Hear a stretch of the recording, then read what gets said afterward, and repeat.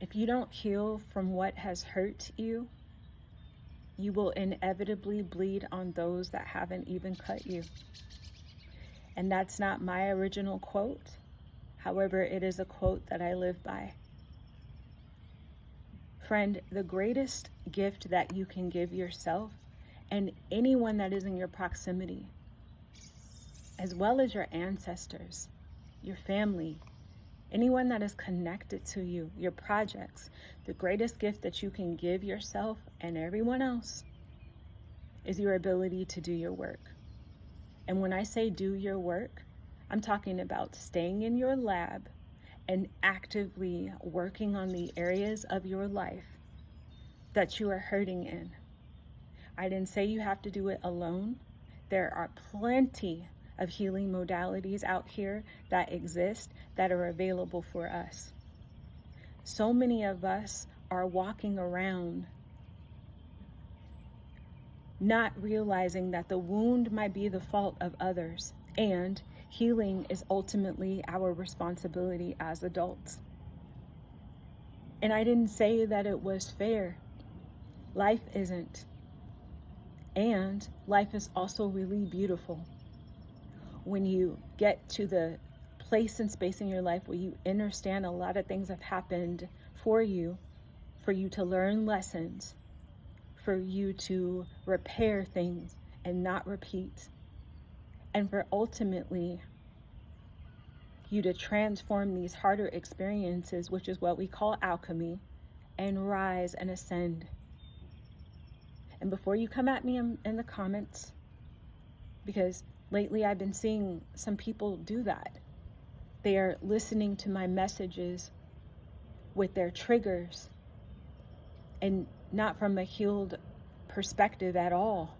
Me even suggesting that we not become like those that have harmed us have truly upset some of you, because you're so fixated on what they did and you've been missing out on the beauty of what God is doing in spite of it. But you are so tethered to that story. You're so tethered to that pain. You so badly want justice, friend, and you don't realize that you can give yourself justice by moving forward and healing. I am someone that lived in 23 foster homes. I grew up without both parents. I was shattered in the system. And then I was a homeless teen mother. And then I lived in a horrific domestic violence riddled marriage for 11 years of my life. I know pain. I got a PhD in it. And I also have a PhD in purpose. I also have a PhD in triumph. And I understand that the more that I work on me has allowed me to not break my children, but break cycles. The more that I work on me has made me a much better friend, because I used to be someone that wasn't completely safe, and I was so operating from my traumas. I was a mess at one point, right? And since I've been doing my work, I live a life that is much more loving and is much more peaceful, and it allows me to even be able to share story and video with you all. So please do your work, friend.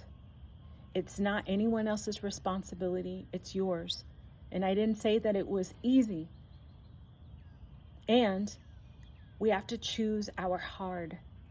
It's hard to stay bitter and not become better. And it's also hard to become better and not stay bitter. Choose your hard. It's up to you.